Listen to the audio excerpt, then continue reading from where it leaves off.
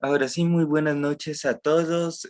Bienvenidos a la conferencia sobre historia y geopolítica de Haití, desde el año 1791 hasta el año 2021. Entonces aquí vamos a iniciar. Para entender un poco Haití, es desde la geografía. Es una isla francesa caribeña que hace parte de, de las Antillas Mayores, donde está dividida por las siguientes naciones que son Jamaica, Cuba, República Dominicana, que comparte junto con Haití, y asimismo Puerto Rico, las Islas Vírgenes y las Islas Turcas y Caicos. Aquí podemos también ver lo que es la división administrativa y política de Haití, que en este caso se les llaman no departamentos, sino parroquias. Aquí la división de las parroquias están divididas por las siguientes regiones, que está Centro A, que significa centro en francés, Artibontois, Nord, Nordwest, Nordés, West, Sudés, Nipés, South y Grand Dance. Y aquí mismo, pues que también limita con la isla de Cuba.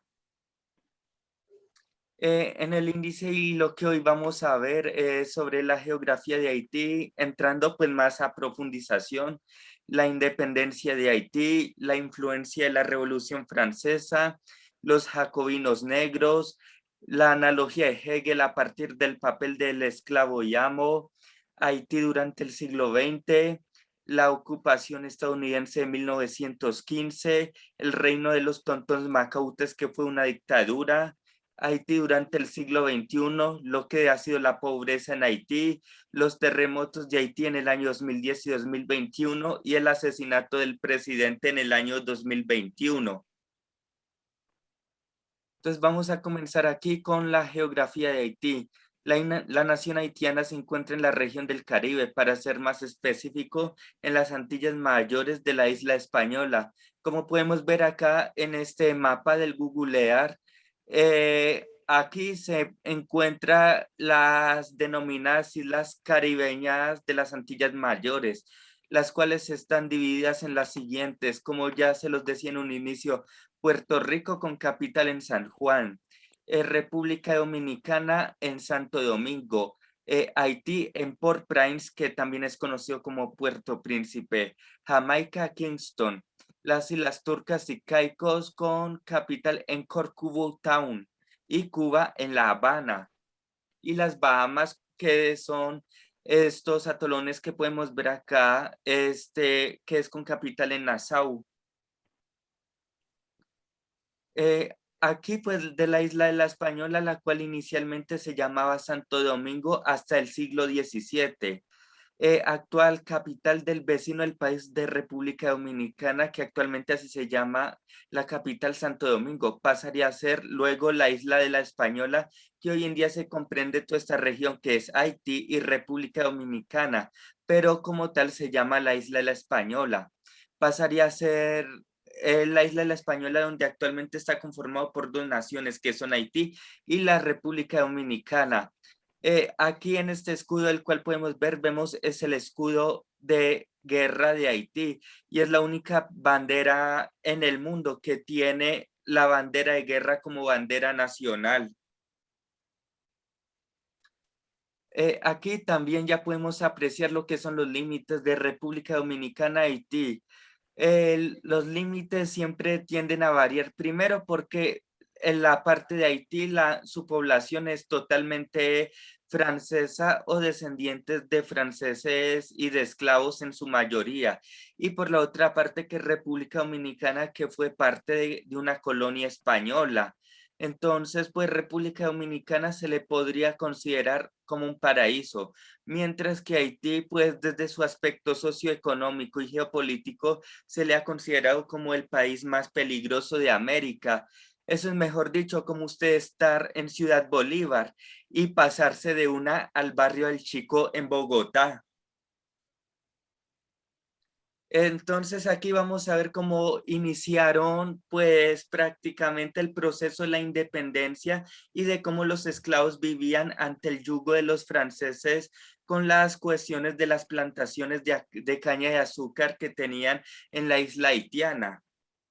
Dice lo siguiente: las mutilaciones eran habituales, piernas, oídos y a veces las partes íntimas, para privarlo de los placeres en los que podrían haber incurrido gratuitamente. Los dueños vertían cera hirviendo sobre sus brazos, manos y hombros, vaciaban el caña de azúcar hirviente sobre sus cabezas, los quemaban vivos, los asaban a fuego lento, los rociaban con dinamita antes de encenderlo con una cerilla, los enterraban hasta el cuello y untaban sus cabezas con melaza para que las moscas los devorasen, los ataban junto a nidos de arañas o de abejas, los obligaban a comer con sus excrementos, a beber su orina, a lamer la saliva de otros esclavos. Cierto colono se arrojaba sobre sus esclavos cuando la ira lo arrebataba e hincaba los dientes en su carne. Eran estas torturas bien autentificadas, algo habitual, o eran meramente incidentes aislados, las extravagancias de unos pocos colonos medio enloquecidos. Pese a que verificar cientos de casos no es posible, lo cierto es que todas las pruebas apuntan a que estas prácticas bestiales eran algo corriente en la vida del esclavo. La tortura del látigo, por ejemplo, disponía de 1 millar de refinamientos.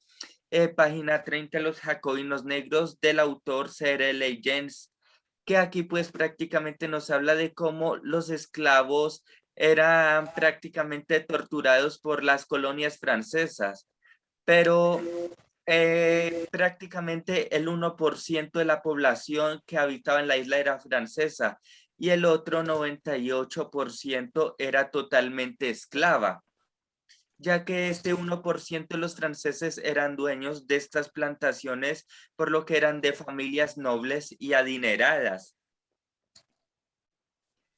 Aquí vamos a pasar a lo que es la independencia de Haití, siendo la primera independencia esclavista no solo de América Latina en el siglo XIX, sino de todo el mundo, ya que fue la primera nación en la cual sus esclavos se rebelaron ante sus amos quemando las plantaciones de caña de azúcar y asimismo lideraron varias revueltas sobre toda la isla.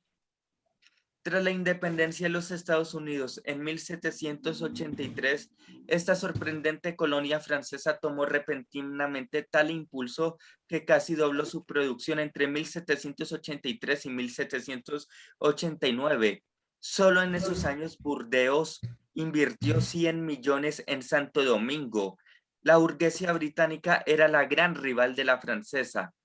Durante todo el siglo XVIII combatieron entre sí en todos los lugares del mundo. Los franceses se habían unido jubilosos a las empresas de expulsarlos de Norteamérica. Santo Domingo era ahora sin comparación posible la mejor colonia del mundo y sus posibilidades parecían ilimitadas.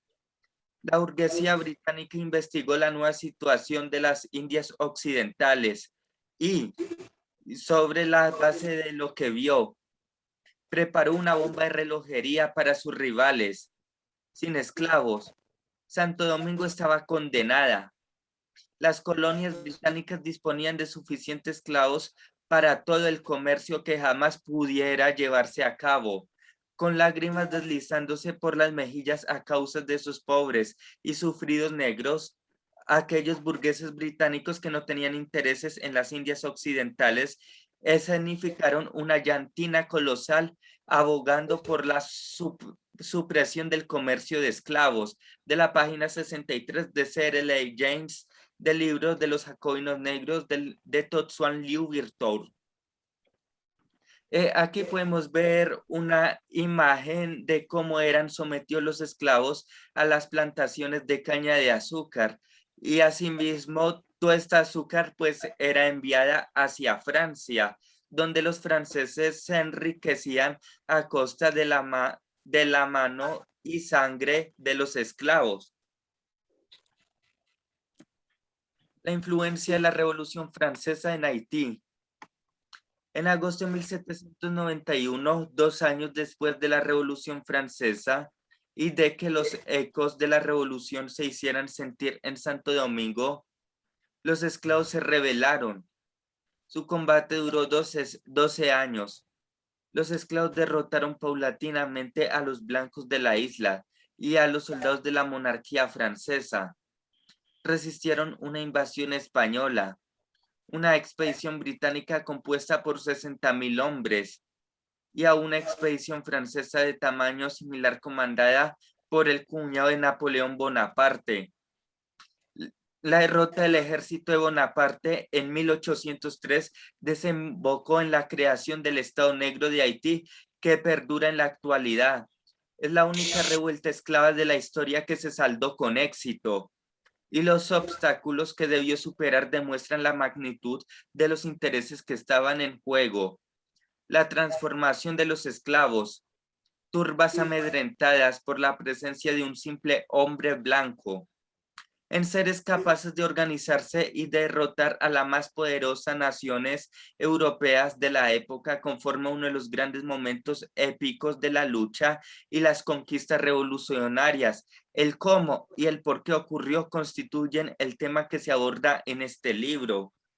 La página 17, los jacobinos negros. Prácticamente aquí nos habla fue cómo los esclavos se rebelaron ante los franceses y cómo estos esclavos comenzaron una selección de asesinatos en contra de los franceses y asimismo de los mulatos que apoyaban a los franceses. Todos estos esclavos estaban apoyados por uno de los líderes que fue para ellos como el estilo de Bolívar de ellos, que se llamaba Totsuan Louverture. Dice lo siguiente: la rebelión de Macandal nunca dio frutos y fue el único conato de un intento organizado de revolución durante los 100 años que precedieron a la Revolución Francesa. Los esclavos parecían eternamente resignados, aunque aquí y allá un esclavo era manumitido o le compraba su libertad al amo. De los amos no llegó nunca referencia alguna a la emancipación. Los colonos de Santo Domingo afirmaban que la esclavitud era necesaria y dicho esto ya no había más que hablar. La legislación adoptada para la protección de los esclavos quedó en papel mojado, en vista del dictum conforme al cual un hombre puede hacer consigo mismo lo que quiera. Todas las leyes a favor de los negros, por justas y humanas que sean, constituirán siempre una violación de los derechos de propiedad si no están apoyadas por los colonos. Una de esas rebeliones fue prácticamente porque los esclavos estaban siendo totalmente abandonados. Y como se dijo en un inicio, la tortura de los franceses era sumamente crueles, inclusive era peores de las cuales los españoles tenían con los indígenas en el Nuevo Mundo, aunque con los esclavos era lo mismo porque según en la jerarquía de la colonización, en el último estatus estaban los esclavos, los cuales se les consideraban prácticamente como animales. Aquí ya podemos ver cómo los esclavos tomaron las armas en contra de los franceses y se alzaron en contra de ellos, asimismo dándose su propia libertad.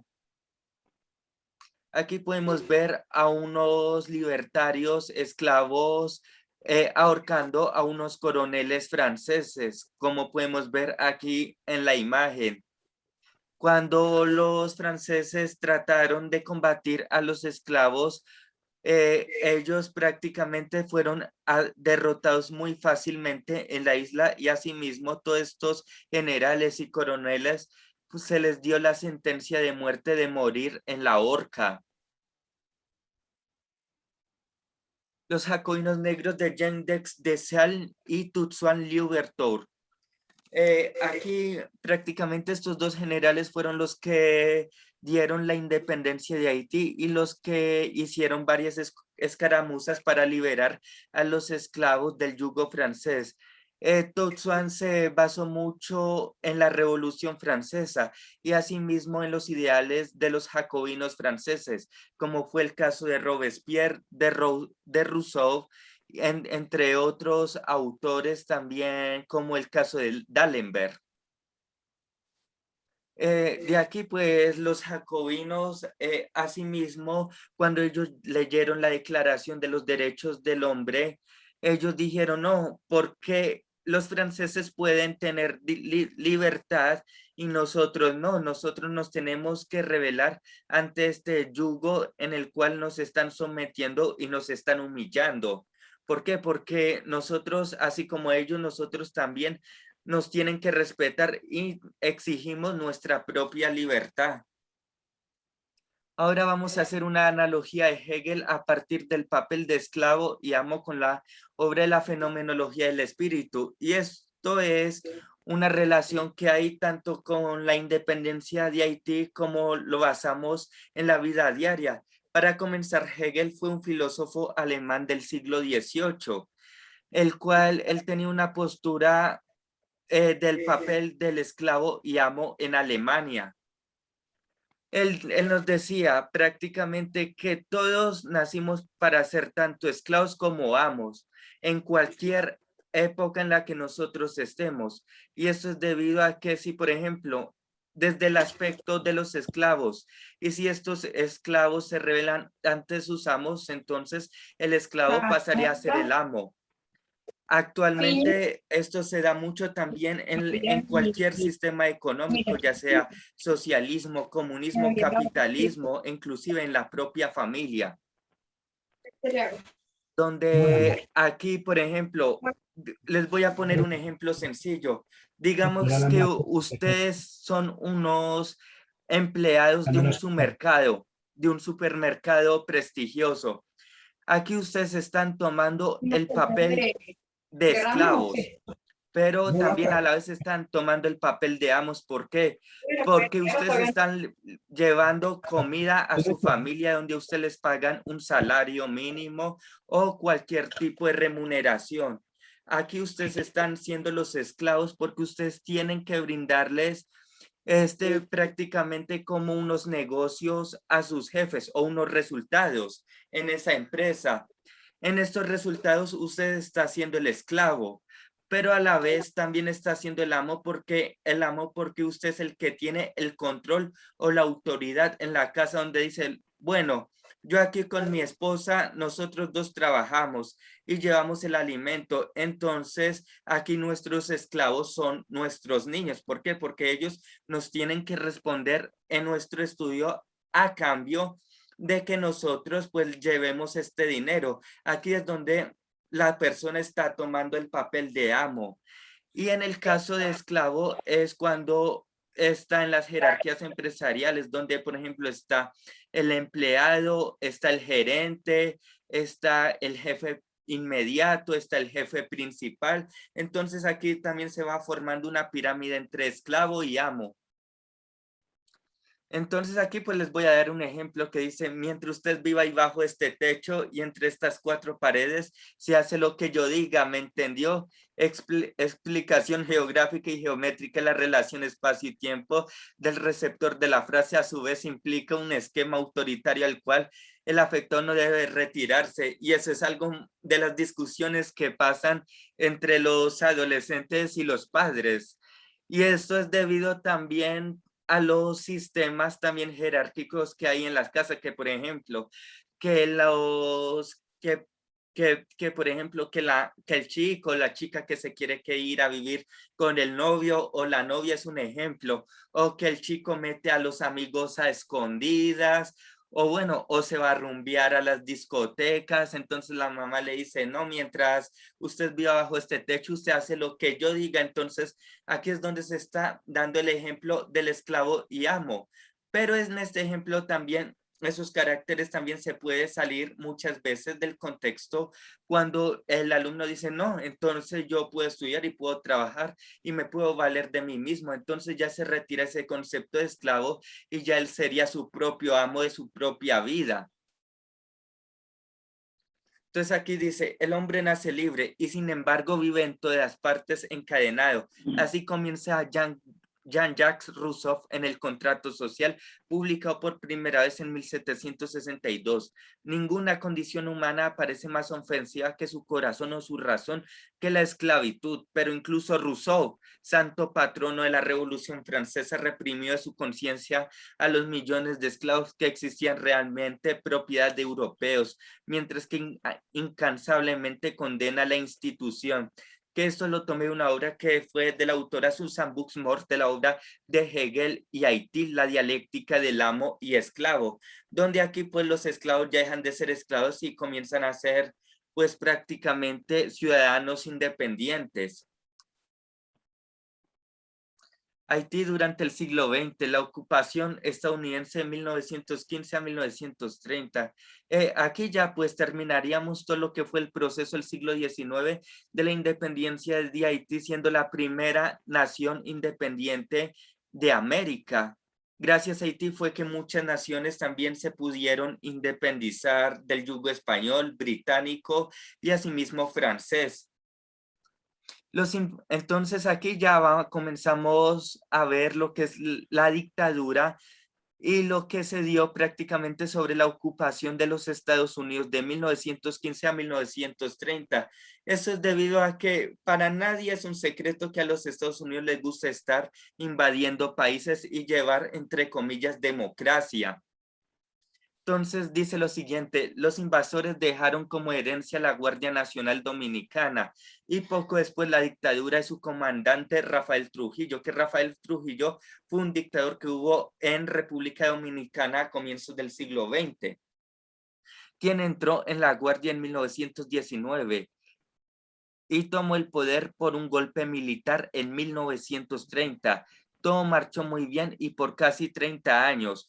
Trujillo fue alabado como un líder progresista por funcionarios estadounidenses, después de los logros tales como las masacres de unos 20,000 haitianos.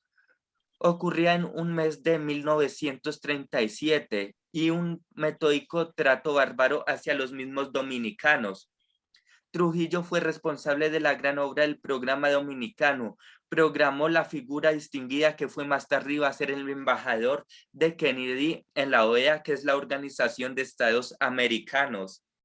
Fue Trujillo, dijo, quien llevó a su apogeo al comercio entre su república y las naciones americanas, mientras se enriquecía incidentalmente a los inversionistas estadounidenses. Del libro Se lo tomé sobre el poder y la ideología de Noam Chomsky, que es uno de los intelectuales más grandes que ha tenido el mundo.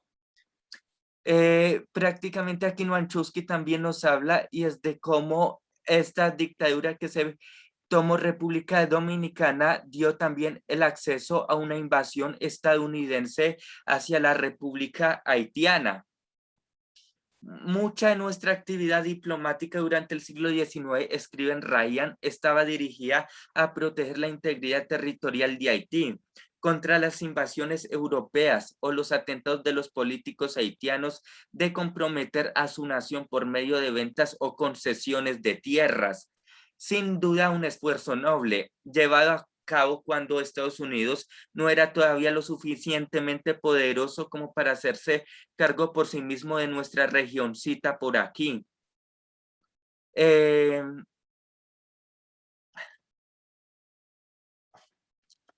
Por aquí. Y por tanto tuvo que conformarse con limitar las incursiones europeas. Ryan no continúa explicando lo que pasó cuando Estados Unidos desplazó efectivamente a sus rivales europeos. La respuesta está dada a la reacción del Departamento de Estado a un borrador haitiano con una propuesta de constitución presentada durante la ocupación de los marines en 1916, de la página 72 y 73 de la ideología de Noam Chomsky.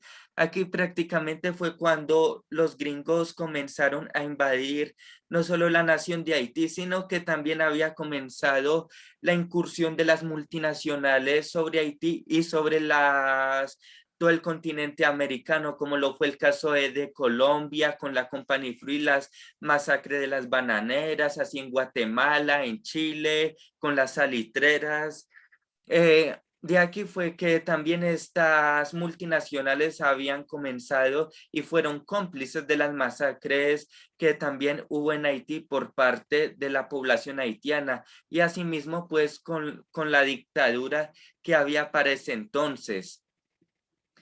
Aquí también podemos ver una fotografía de unos marines invadiendo y asesinando a haitianos durante la ocupación haitiana y en República Dominicana. ¿Todos me escuchan? Hola, ¿todos me escuchan? Sí, te estamos escuchando. Ah, listo, vale. Entonces, aquí podemos ver una fotografía del presidente Wilson el 4 de marzo, que fue presidente desde el 4 de marzo de 1913 a marzo de 1921. Este presidente fue el cómplice de la incursión a la invasión haitiana. Asimismo, el presidente Wilson también ayudó durante la Primera Guerra Mundial cuando Estados Unidos comenzó a ser una potencia vendiéndole armas a los aliados y a los enemigos en la Primera Guerra Mundial. O sea, los enemigos de los franceses y de los británicos, que en este caso fue el Imperio Alemán y el Imperio Austrohúngaro. También aquí podemos ver al dictador Rafael Leónidas Trujillo, quien fue cómplice de la gran matanza que hubo de los haitianos durante la primera década del siglo XX. Entonces, de aquí ya vamos a pasar a lo que es el reino de los tontos macautes durante el periodo de François Duvalier, durante la década de los 60. A partir de los años 1960, durante el proceso de la Guerra Fría que estaba sucediendo en todo el planeta, en Haití se estaba instaurando una dictadura de paramilitares. Esta dictadura consistía en que François Duvalier era el dirigente de un tipo de paramilitares que se llamaban los Totons Macautes, donde este dictador decía, bueno, si usted está en contra de mi partido, pues te mandamos a asesinar. Eso suena muy parecido a ciertos países que hoy en día se está dando en estos tipos, pues, de dictaduras democráticas. De aquí, pues, de los tontos macautes, pues estaban tanto así uniformados como infiltrados, que era la policía dictatorial de François Duvalier, que era prácticamente paramilitares, donde ellos te decían, bueno, si usted está en contra de nuestra dictadura, entonces te mandamos a desaparecer. Eso prácticamente, eso ya se volvió, fue más un cliché latinoamericano desde los años 50 hasta la actualidad. Aquí podemos ver una fotografía de Duvalier, de François Duvalier, que aquí estaba dando un discurso en los años 60. Este dictador fue derrocado hasta el año 1971. Y de aquí, pues, Haití siguió también como en ese proceso de dictaduras y de pobreza, siendo pues esta la última dictadura. Se trató de instaurar un régimen democrático, pero, o mejor dicho, una democracia libre, pero el país siguió en la misma, con una economía que iba de para abajo, recesión económica, la inseguridad subía y sigue subiendo en el país, tanto así que Haití pues ya es declarado como uno de los países más inseguros y más pobres, no solo de América Latina según por la OEA, sino también del mundo según por la ONU. Entonces aquí podemos ver una fotografía durante el terremoto de Haití y lo que ha sido la pobreza de Haití. Hay dos tipos de pobreza. Está la pobreza económica y está la pobreza mental.